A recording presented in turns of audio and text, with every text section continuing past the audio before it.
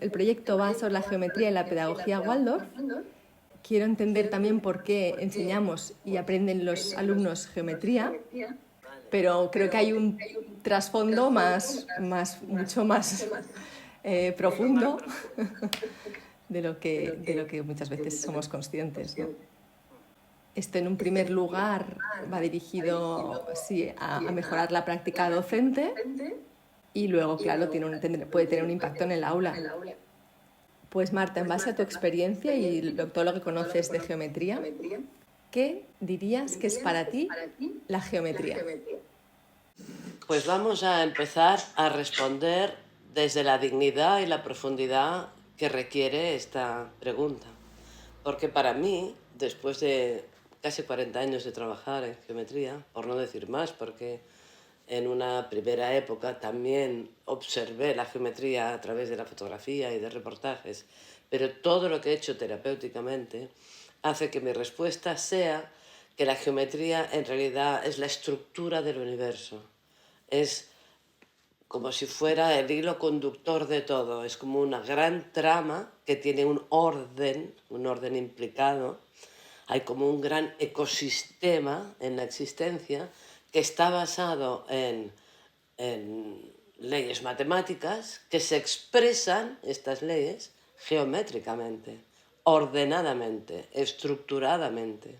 Hay un orden implicado, como decía David Bohm.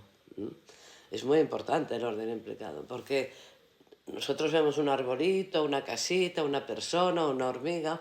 Claro, todo tiene una forma, pero tiene también unos comportamientos, unas leyes que rigen su armonía, su salud, su existencia, su comportamiento, ¿no?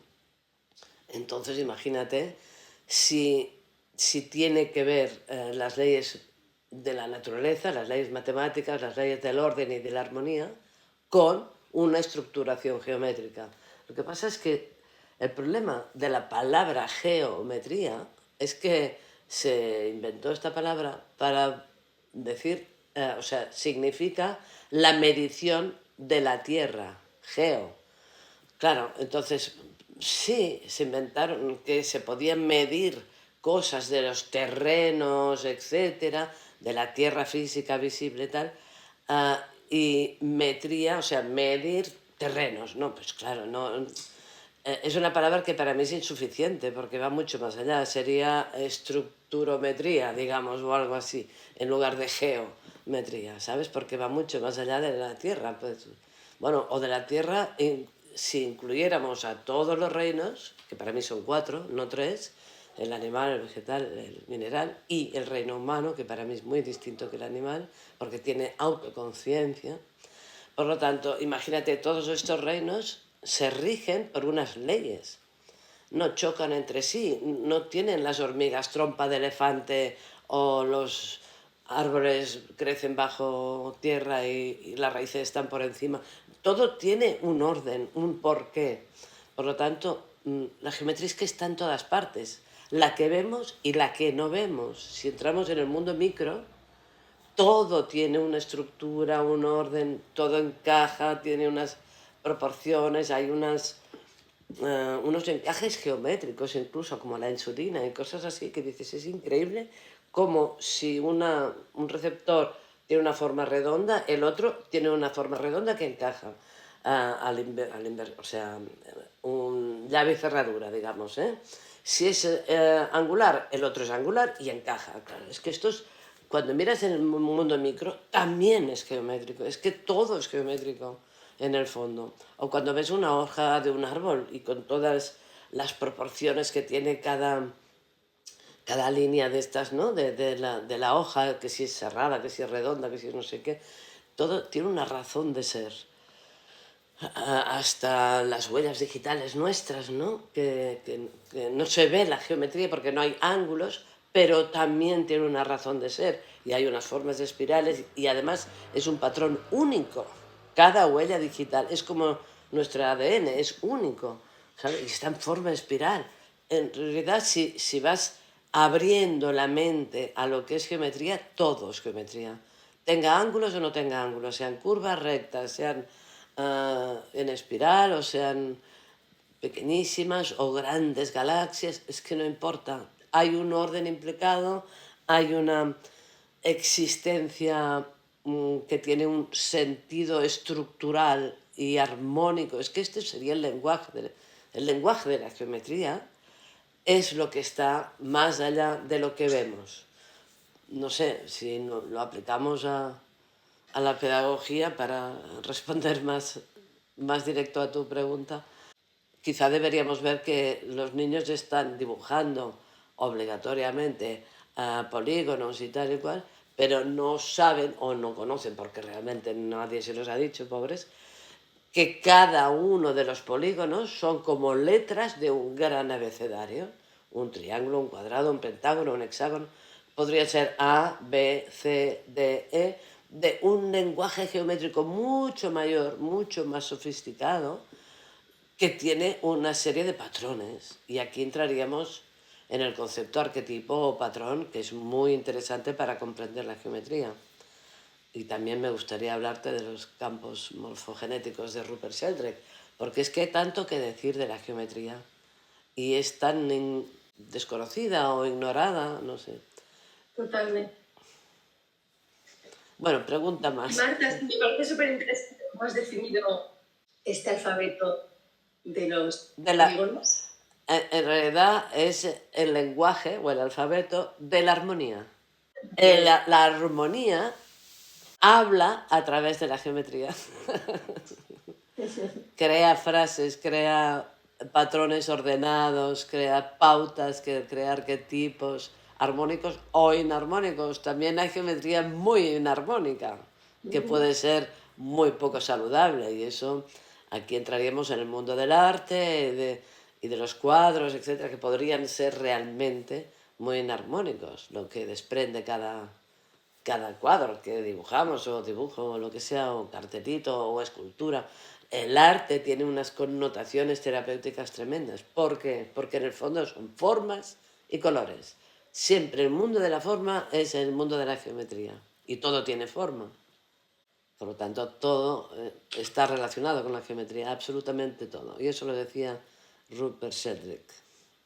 Rupert Sheldrake, un bioquímico inglés maravilloso, que hace ya casi 40 años, o no sé cuántos, y más de 30 seguro, que habló de los campos mórficos, los campos de formas, y de la resonancia mórfica, de la resonancia entre las formas.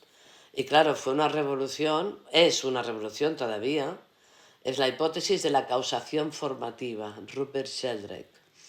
Bueno, pues en realidad, para resumir mucho, lo único que dijo es que más allá de la transmisión de información por campos electromagnéticos, que es lo que dijo Newton, etcétera, todo está como pensado para los campos electromagnéticos, es lo que conocemos.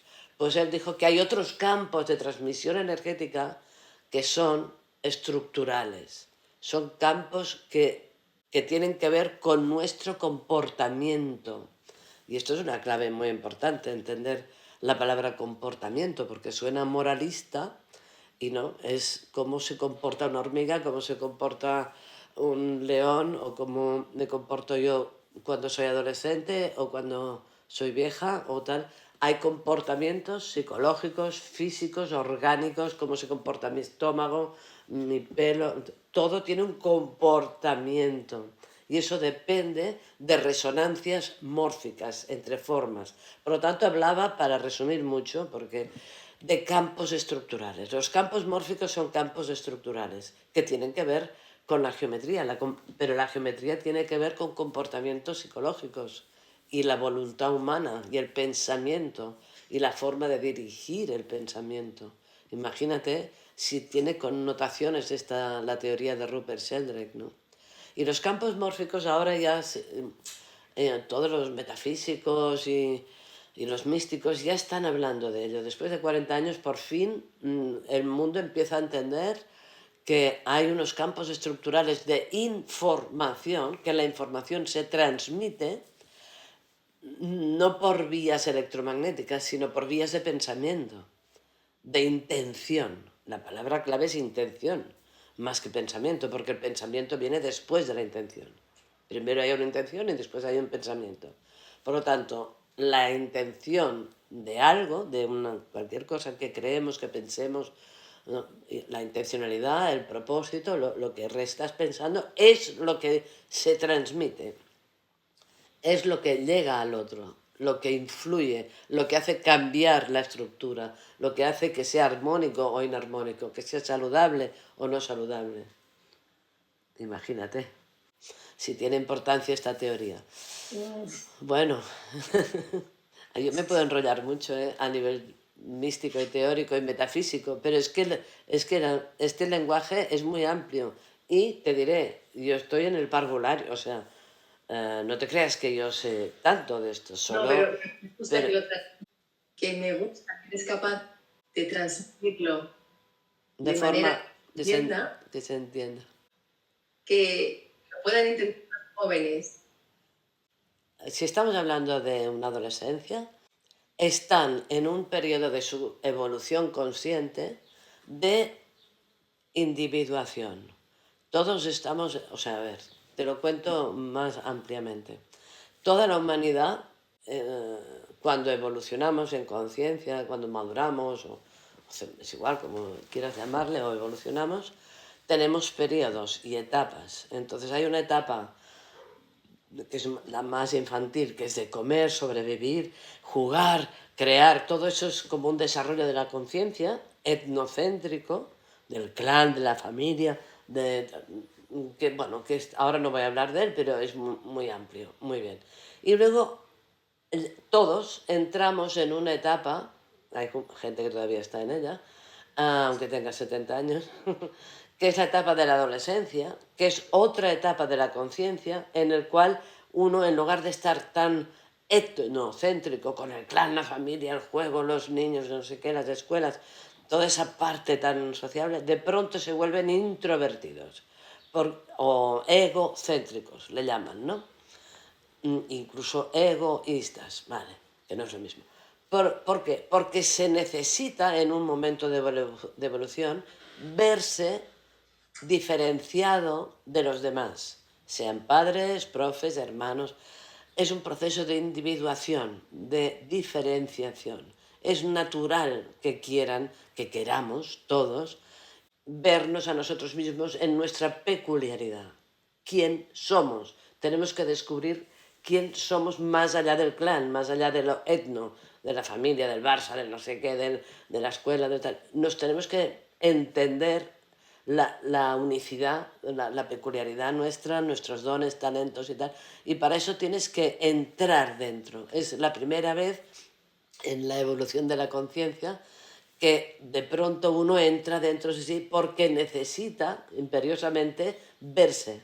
Esto es un proceso de introspección, pero de individuación. O sea, tienes que encontrar el individuo que eres como ser, como espíritu, digamos, ¿no? Diferente de los demás, ¿no?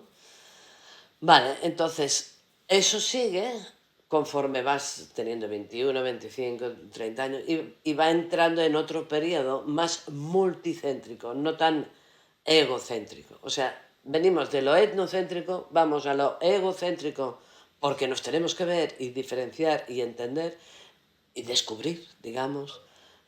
Y luego es cuando puedes amar, darte a los demás, compartir, etc. Esto es multicéntrico. Yo soy tú, yo qué sé, la compasión, el amor, las relaciones más afinadas o más evolucionadas, etc. O sea, ahora no quiero hablar de toda la etapa de la evolución más madura, porque ya llegará, porque la pregunta era sobre adolescencia. Es natural que quieran verse.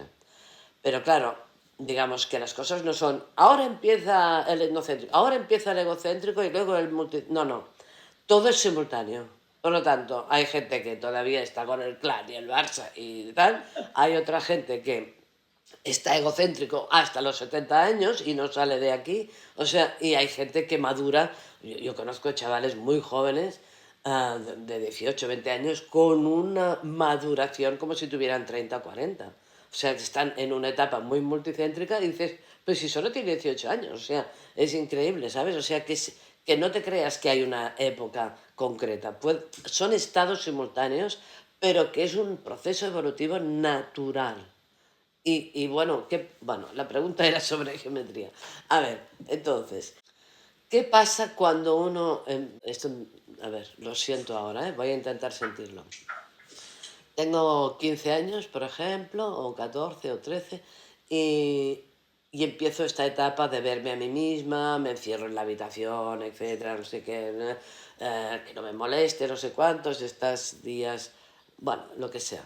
Entonces, ¿qué pasa con tu comportamiento? O sea, si hemos hablado de Rupert Sheldrake y de campos de comportamiento y de intencionalidad, todo lo que ella piense de autoestima, de no sé qué, de que los demás que dirán, que si soy guapa, que si soy gorda, que si no...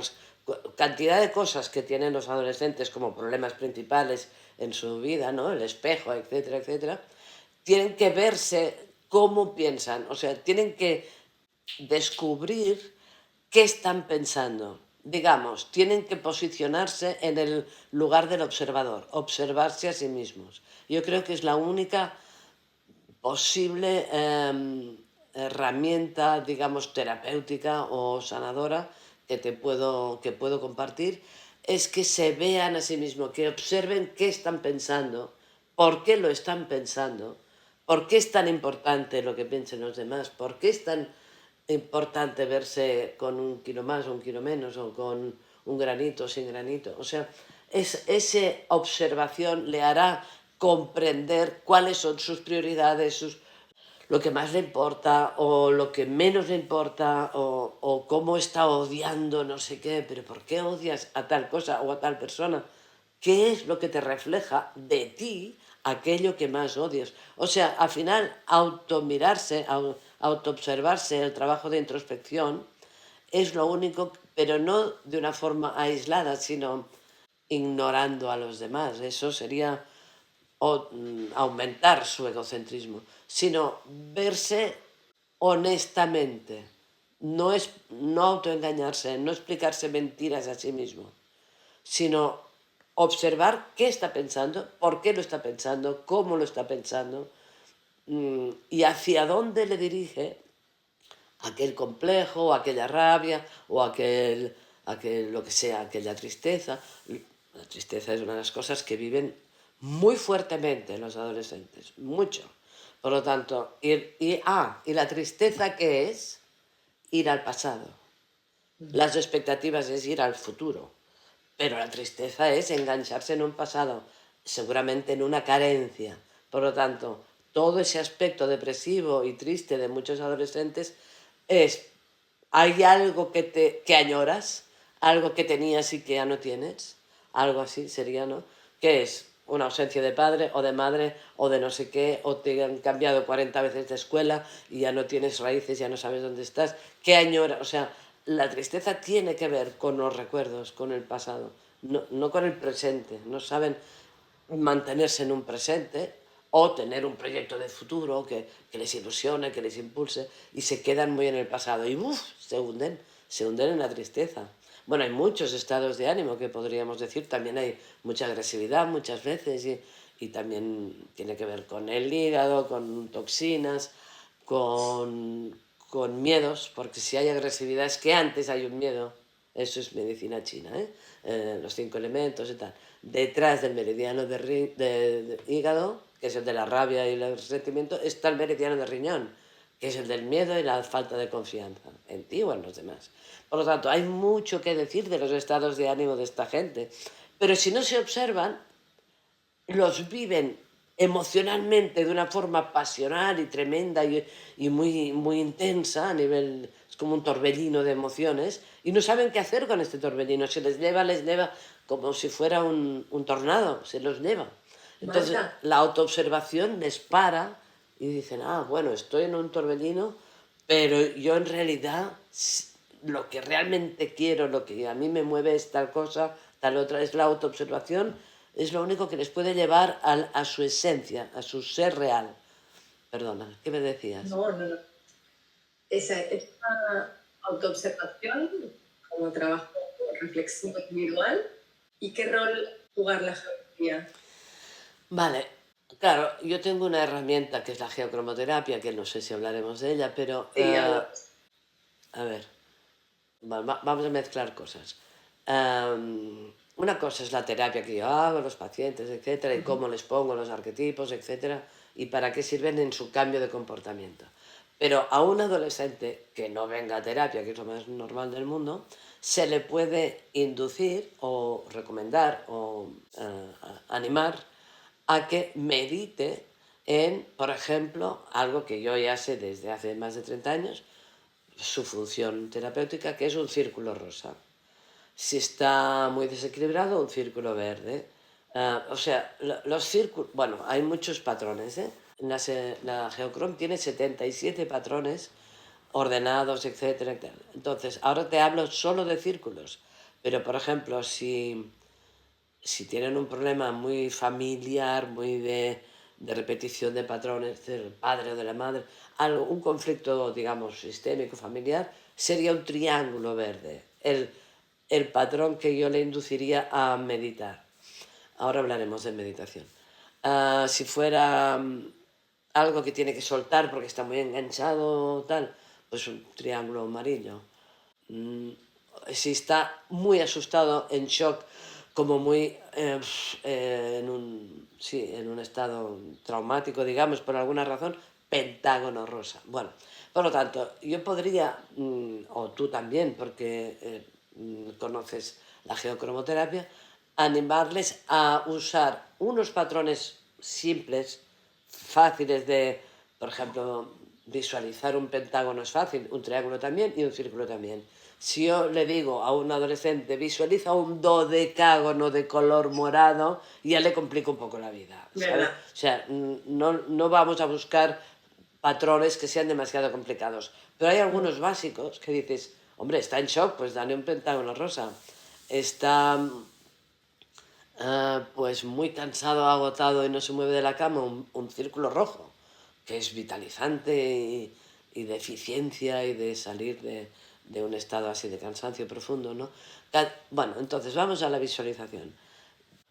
Yo creo que las escuelas del futuro, por no decir las del presente, deberían incorporar la meditación o la visualización ya, pero ya en el minuto cero, ya desde cada día, a los niños pequeños, que algunas ya lo hacen, pero no todas. O lo hacen como si fuera gimnasia, pero no es lo mismo. O sea, digamos que deberíamos enseñarles a meditar, ¿no? Que es silenciar, primero de todo, aunque no podrán silenciar su mente, ¿eh? Seguro, porque no es esa la función de la meditación, no es dejar de pensar, que toda la gente se piensa que es eso, pero no. La mente va a seguir hablando porque es un loro que no para, pero hay que dejarla que pase de largo, que diga lo que le dé la gana, pero no hacerle caso, dejar que pasen los pensamientos. Silenciar es ignorar lo que estás pensando, como si no tuviera importancia. Y entonces contemplar, por ejemplo, una pared en blanco o una sombra en el techo de un no sé qué. O sea, fijarse en puntos o en cosas que sean como neutras, vacías, pequeñas, etcétera, para enfocar tu mente en un punto muy neutro. Porque entonces es cuando puede aparecer un estado que es el de nuestra conciencia superior.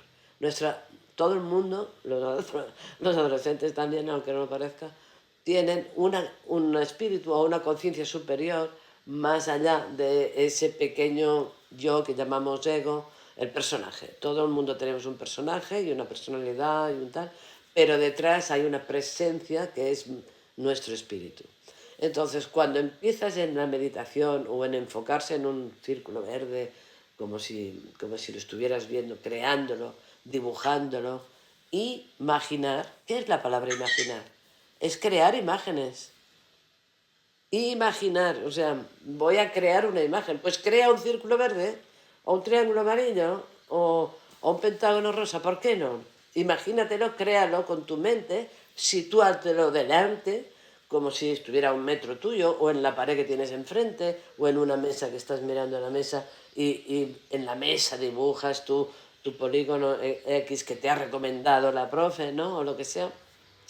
Y ya está, y te enfocas en eso. Entonces, el patrón, el arquetipo, círculo verde, vamos a poner que sea este, entra en ti a través del chakra de los ojos, a través de todos tus otros centros de energía. O sea, cuando tú te enfocas en algo, aquel algo entra en ti, sintoniza, como decía Rupert Sheldrake, por sintonía se entra, o tú entras en él porque lo estás visualizando y entrando, y él entra en ti. Es como una cópula, en realidad. Es una... Sí, así es directamente. Sintonizamos y somos uno con aquello que nos hemos enfocado. Si te enfocas en un triángulo amarillo, pues te acercarás a la energía del desapego, ¿no? Que es soltar, aprender a soltar, lo que sea que estás pegado allá repitiendo un patrón, pues suéltalo visualizando un triángulo amarillo. A ver cuál. Estás incoherente. Un heptágono, este es más difícil. Bueno, 7 lados tampoco. Tú puedes dibujar un polígono de 7 lados. Un heptágono verde sirve para la coherencia, para entrar en coherencia. Bueno, pues intenta visualizarlo en tu cabeza. Con los ojos cerrados puedes verlo en tu frente, como dentro, como si estuvieras, como si tú te pusieras bizco. Visualizar, a veces yo lo siento como ponerse bizco, y dentro de tu cabeza, en un tercer ojo, estás viendo o inventando, imaginando, dándole imagen a un heptágono verde o a un triángulo rojo, ¿no? Si estás con miedo, triángulo rojo, vale. Pues visualízalo aquí, en tu tercer ojo, en la frente, como si estuvieras mirando por dentro. O visualízalo en la pared enfrente o en la mesa, donde quieras. Pero activa el arquetipo triángulo rojo. Algo así sería, ¿no? Para que en ti entres, sintonices con él y aquel patrón universal tal, te ayudará en tus miedos, te relativizará cualquier cosa que ocurra que te dé desconfianza y temor y tal, pues te lo ordena de tal manera que tú sientes que puedes enfrentar aquel reto. Vale, perfecto. No sé qué pasa, pero aquel patrón universal o arquetipo te cambia o reprograma tu comportamiento. Eso es lo que hacen los arquetipos Geochrome, desprogramar algunos o reprogramar en un comportamiento armónico. Comportamiento que puede ser celular, que puede ser energético o que puede ser psicológico y relacional, digamos, ¿no? Bueno, pues eso es lo que hace, esto es la función que tiene la geocromoterapia. Entonces, ¿qué les diría? Pues usar una cosa que llevo 30 años y no sé cuántos libros escritos, que está establecida, que no me lo inventé ayer, sino que llevo miles de terapias, o sea que sabemos que funciona, pues porque no lo incorporamos en las escuelas de una forma muy sencilla. Es decir, vale, de los 77 pues hay 20 que sirven para la pedagogía, para los adolescentes, y hay 15 que sirven para los niños pequeños. Vale, pues vamos a hablar de estos 15 o de estos 20 y nos olvidamos del resto y de la gente mayor y de las terapias y nos enfocamos a la pedagogía en visualizar esto o en dibujar esto. Vamos a dibujar hoy triángulos rojos porque aquí hay cualquier cosa y te inventas una clase dándole color, porque el color es lo que... Claro, es que el color modula la geometría. La geometría es el patrón del arquetipo. Ay, mira, te digo una cosa. ¿Sabes qué decía Platón? ¿Sabes qué les preguntaba Platón a sus alumnos? No. A ver, ¿qué les preguntaba? ¿Todos los gatos son iguales?, decía Platón. Claro, la respuesta es no. No, todos los gatos no son iguales. Feos, blancos, negros, con pelos rizados, con pelos... Es igual, todos son distintos. Pero, ¿verdad que cuando ves un elefante o una hormiga sabes que no es un gato? O sea, el arquetipo, o sea, todo el mundo reconoce el arquetipo gato, porque está más allá de su apariencia. Todos los gatos son distintos, no se puede decir que sean iguales, pero el arquetipo gato sí que es único. Hay un arquetipo, hay un patrón gato, igual que hay un patrón elefante, un patrón árbol, un patrón del cáncer o de lo que sea, de cualquier enfermedad. Hay el patrón etérico detrás de la realidad. Eso es el arquetipo. El arquetipo es algo intangible, no visible, pero que es indiscutible. Nadie confunde un gato con una hormiga. porque todo el mundo sabe distinguir el arquetipo gato. ¿Entiendes? El arquetipo es algo abstracto, no es algo estable, todos igual. No, no, no. Es una cosa como que está detrás de todas las formas posibles. Hay un patrón más allá. Es como si fueran los gatos se comportan, voy a hablar de comportamiento, que es la clave de la geometría, distinto que los elefantes, que los leones, que los árboles. El comportamiento del gato es único, el comportamiento de la leona también es único. Eso es muy de arquetipo, patrón, que es invisible. O sea, parece que la geometría sea visible, pero en realidad es invisible. Los arquetipos que conforman el lenguaje de la geometría son invisibles, son etéricos. Y eso es la parte que nos cuesta más entender. Pero tienen que poderlo entender de alguna forma, que hay un molde, un patrón.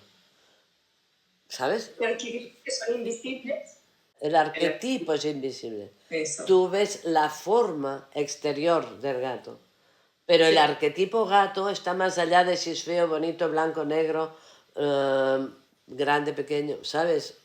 El arquetipo es el molde, el patrón gato, el que es indiferenciado del patrón perro. Es otro. El triángulo es triángulo. Y cuando le pones un rojo, tiene es un patrón. Pero si al triángulo le pones un verde, tiene otro patrón. Porque modula de distinta manera.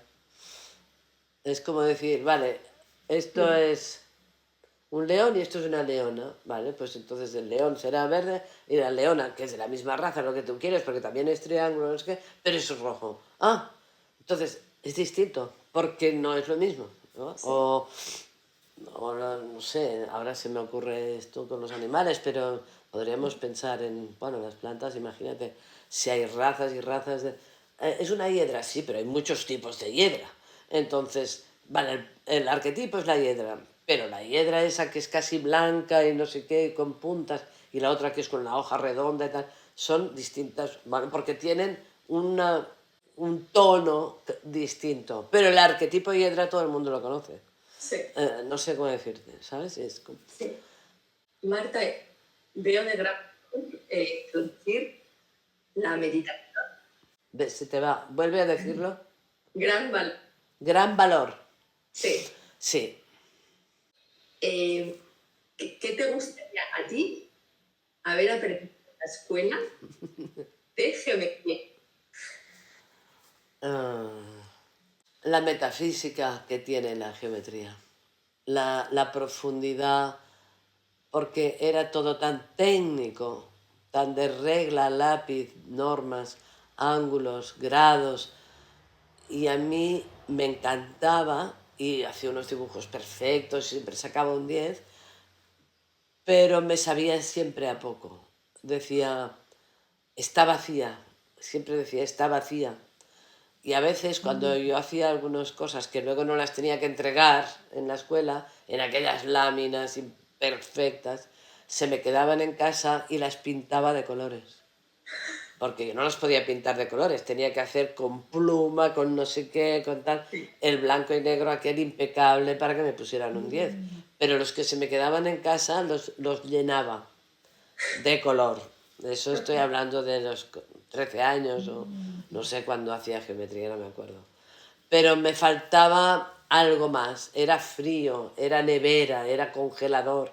Era una cosa que decía, sí, sí, es interesantísima. Fíjate qué perfección, me maravillaba la perfección del cruce de los ángulos, de no sé qué. ¿Por qué tiene 37 grados? Es que era una especie de misterio para mí, me entusiasmaba. Pero a la vez le faltaba lo básico, le faltaba la vida, la pulsación. Y yo no lo sabía, digamos, en aquel momento, pero intuitivamente lo que hacía era rellenarlo de color, porque así le daba un poco de vida, porque aquello era una nevera total, ¿no? Y me quedaba como a medias. Entonces esa parte de darle vida a la geometría, que también puede pensarse en darle movimiento. Porque a lo mejor haces un mandala y tal, y luego te le puedes imaginar meterte dentro del mandala y que el mandala se vuelva volumen y que tú estés dentro de un volumen, de un icosaedro o de un dodecaedro, y tú estás dentro de aquello. Pero has empezado dibujando triángulos. Y de pronto cuando te metes en el triángulo se desdoblan y acabas dentro de una especie de nave que, que es volumétrica, o sea, que puede dar mucho de sí la imaginación con la geometría. Empiezas con un triangulito y acabas en una nave espacial de varios colores y volando por ahí, o sea que puede ser un impulso incluso de alegría, de diversión, de creatividad, de tal, y estás meditando o estás imaginando, dando imágenes internas, ¿no? Imagínate si da de sí la pedagogía, digamos, podría dar mucho de sí. Puede dar mucho. Claro. Y los niños dibujan polígonos y píntalos de colores y luego los recortas y luego empiezas a ponértelos, no sé, Hay muchas cositas con los bebés, bueno, bebés no, pero con los de 5 o 7 años, lo que sé, que se pueden hacer a nivel de manualidades y la gente no incorpora la geometría fácilmente. Pero el mindfulness se puede hacer en todo, en todas las edades. Cada uno al nivel que sea, no tiene que ser todos igual, ¿no? Porque a lo mejor el adolescente empieza en plan niño haciendo un tal, pero luego acaba imaginando más y acaba creando unos mandales impresionantes. O sea, es como un camino, ¿no? Que ellos empiecen a explorar la geometría, empezando por lo simple, para luego sofisticarla y puede llevar a ser algo que les llene mucho, que sea muy creativo, que sea muy evolutivo para su conciencia, les ayude a entenderse a sí mismo o les ayude a comprender el mundo, ¿no? O yo qué sé, el lenguaje de la armonía, para cerrar el círculo de lo que estábamos diciendo, ¿no? Para comprender el lenguaje tan exhaustivo y maravilloso que tiene el mundo armónico y de la belleza y toda esa creación maravillosa que hemos creado entre todos, ¿no? Porque esto para mí no lo ha creado ningún dios, lo hemos creado nosotros, hemos imaginado todo, somos dioses creadores. Eso suena un poco raro, pero somos hacedores de realidades. Nuestra mente, nuestra intencionalidad, como dice la física cuántica, es la que crea y el observador modifica lo creado. Lo creado depende de quién lo está observando. Eso es la cuántica, el resumen de la cuántica. Bueno, pues imagínate, hemos creado toda esta maravilla entre todos, porque todos somos Dios, ¿no? Pues es una maravilla, esto es un invento, pues podemos seguir creando, ¿no? Y a más capacidad de imaginar, más capacidad de crear. Exacto, exacto. Hay que entrenar, igual que se entrena un músculo, la capacidad de imaginar para ir ampliando la capacidad creativa,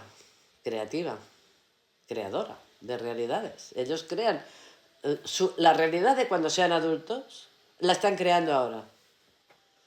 Su adolescencia fue creada en su infancia y siempre estamos creando el siguiente paso, el mañana, porque lo hemos imaginado el día antes, o lo hemos inventado o creado, o a veces por influencia, a veces por imaginación tuya propia, da igual, pero somos hacedores de cualquier realidad, cualquier realidad.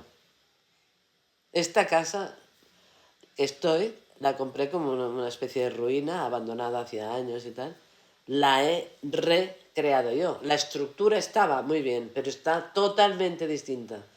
Porque yo he puesto mi intencionalidad en cada rincón, en cada color, en cada decisión, en cada restauración de cada cosa, la distribución de muebles, el no sé qué. Siempre estamos creando, aunque sea cualquier cosa, la habitación del niño adolescente, cómo le va el examen que tiene la mañana siguiente. Diseña el examen. ¿Quieres aprobar? Vale. ¿No te acuerdas de todo? Bueno, pues tendrás que darle imaginación o a veces por memoria fotográfica o por alguna razón o por intuición, ¡clan!, la aciertas. Crea tú el examen de mañana, el resultado de lo que quieras. ¿Quieres salir de estos estudios y aprobar? Bueno, pues es una intención, hazlo. No te quedes 3 años haciendo el mismo curso. Depende de ti, solo. ¿Sabes? Es que sean... A ver, estoy hablando de empoderamiento. Sí. Pero el empoderamiento del alma, no del ego. Esta es la confusión. El empoderamiento siempre nos pensamos que es del personaje. No, no. Es de tu ser superior, que es el que tiene libre albedrío para crear, es el creador. Y eso es, el empoderamiento es este. Empodérate, ¿quién eres tú? Por eso es tan importante, para seguir cerrando el círculo, el proceso de individuación, de conocerse a sí mismo, para empoderarse anímicamente, espiritualmente, y a partir de ahí poder crear tu vida, ¿no? Como quieras que sea, ¿no? Más o menos. Es evidente que no es tan fácil en el sentido de... Y no hay genética, no hay cosas heredadas. Claro, hay cultura, hay tipos de escuela, hay tipos de... la porquería de la televisión y toda la manipulación mediática. Y las redes, bueno, es un melón que no quiero abrir, pero el de las redes tiene tela con el tema de la adolescencia, pero sea como sea, es evidente que tienen muchas influencias, negativas la mayor parte, para que su propio empoderamiento espiritual no se dé, porque estamos influenciados, ya lo sabemos. Pero si no hay nada de introspección, de saber quién eres, entonces el contexto te hunde, te hunde. O sea, solo puedes empoderarte si tú haces un trabajo de verte a ti mismo, de amarte y de respetarte y de valorarte en el sentido de dignificarte. Dignificarte como eres, ver tu peculiaridad, tus dones, entenderlos sin chulear de ellos, pero usarlos y madurarlos y saber que si has venido con aquel don o con aquella facilidad o aquella potencialidad, trabájala porque es tu don. Si yo no tengo don de organizar papeles y tal, pues yo nunca voy a trabajar en una gestoría ni voy a ser empresario ni nada, porque no tengo este don. Pero tengo otro don, el de la palabra, el de no sé qué, el de la pedagogía, el de la salud. Bueno, pues yo voy a usar mis dones y los voy a ampliar. Eso es verse a sí mismo y ampliar en lo que uno es, sin comparar con nadie, y ya está. Eso hace que la influencia del exterior, que es mucha, mucha, mucha, mucha, disminuya, porque hay un motor brutal que viene de dentro, que surge más allá de lo condicionante, de lo que nos condiciona, que es muchísimo, ¿eh? O sea que es otro trabajo, enseñarles a los chavales, de la edad que sea, a que no se intoxiquen, a parar el móvil, a parar no sé qué, el azúcar, la comida, millones de cosas que hay que desintoxicar, porque si no es que no acabarán nunca, ¿no? De tener influencias, ¿no? Pero si no hacen el trabajo interior de esa fuerza interior de empoderarse, no, al final serán como clones de no sé qué, pero no serán ellos en mayúscula. Es como, es un trabajo de recordar quién eres. Al final, yo creo que aquí se acaba la entrevista. Tenemos que recordar quién somos. Eso es el origen de nuestro ser. Y esa es la parte que yo les diría a cualquiera. Marta, ¿y un círculo? Dime. El origen, ¿qué mapa tiene? Es sin forma, es el vacío. La vacuidad, los budistas le llamarían la vacuidad, el vacío, la nada. Sería como un agujero negro, es como, no sé. El vacío es que al final la cuántica dice que en el vacío está la clave de todo. El vacío está lleno. No está vacío el vacío. O sea, también le podríamos llamar, eso ya es más místico, como quieras llamarle, pero hay una fuerza que es la que llena el vacío y es el motor que mueve todo, que es el amor.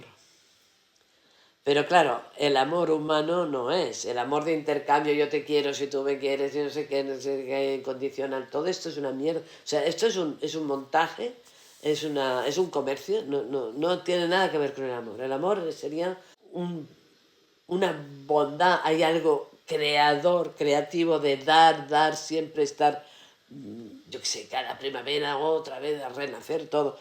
Es como, es dar, es Todo el rato nos está dando, la lluvia nos da litros y litros de agua. Y todo es, cuando lo ves en el exterior, que al final es físico, ¿no? La creación. Pero es un referente de lo que es el amor. Es esa cosa que no para de crecer y de moverlo todo. Eso es un amor que, claro, es que como tenemos unos referentes así tan católicos y tan que no nos sirven para entender ese motor cuántico. Pero estábamos hablando del vacío. Quizá este vacío que yo digo que está lleno, desde el lenguaje de la cuántica, cuando dicen que está lleno de algo que le llaman éter a veces, bueno, a primeros de siglo le llamaron éter, luego Akash, le han llamado de muchas maneras. También se puede llamar amor, pero entendiendo amor como una fuerza, digamos, del universo, no como un intercambio de cosas. No es ñoño, este amor no es ñoño, eso es otra fuerza. Pero sí que hay algo que es expansivo, que el amor es expansivo, es magnético, es expansivo, se nos pega, ¿no? Una persona amorosa, todo el mundo quiere estar con ella, digamos, es magnética, ¿eh? Eso es lo que quiero decir, que es una fuerza muy, muy, muy poderosa, ¿no? Quizás sea eso, el vacío que está lleno de algo que no sabemos cómo llamarle. ¿Le puedes seguir llamando éter? Bueno, vale, llámale éter, pero como suena a química, el éter suena a una sustancia rara, y Akash, estamos hartos de los registros akáshicos y de... Al final dices, no sé, sí, claro, es una biblioteca de información, eso se define el Akash, pero eso es lo que mueve un árbol o una galaxia, no lo sé. Hay algo hacedor, hay algo creador, hay algo expansivo que está por encima de todo. Si los jóvenes o quien sea consiguieran filosóficamente entrar en estos conceptos, se enriquecerían de tal manera, se relativizarían sus problemas, que a nosotros nos pueden parecer ridículos, pero para ellos son importantísimos, pero se empequeñecerían sus problemas, porque habría algo mucho mayor, más serio, más profundo, que les daría como un soporte, Sí. una especie de eje, algo que les está dando soporte, estructura. Eso es geometría también, estructura, ¿no? Pues mira, que piensen en triángulos. El triángulo es un polígono que está inserto dentro de todos los polígonos. Si tú dibujas un decágono, tiene 10 triángulos. Si dibujas un cuadrado, hay 4 triángulos dentro. Tú traza las diagonales. Cuando tengas cualquier polígono, un hexágono, traza las diagonales y ¿qué tienes? Triángulos. Por lo tanto, el patrón básico de la geometría es el triángulo, que tiene 36 grados cada ángulo, ¿eh? Vale, pues el triángulo es un gran patrón para dibujar, para visualizar, para imaginar, etcétera, porque es como la clave del resto, ¿no?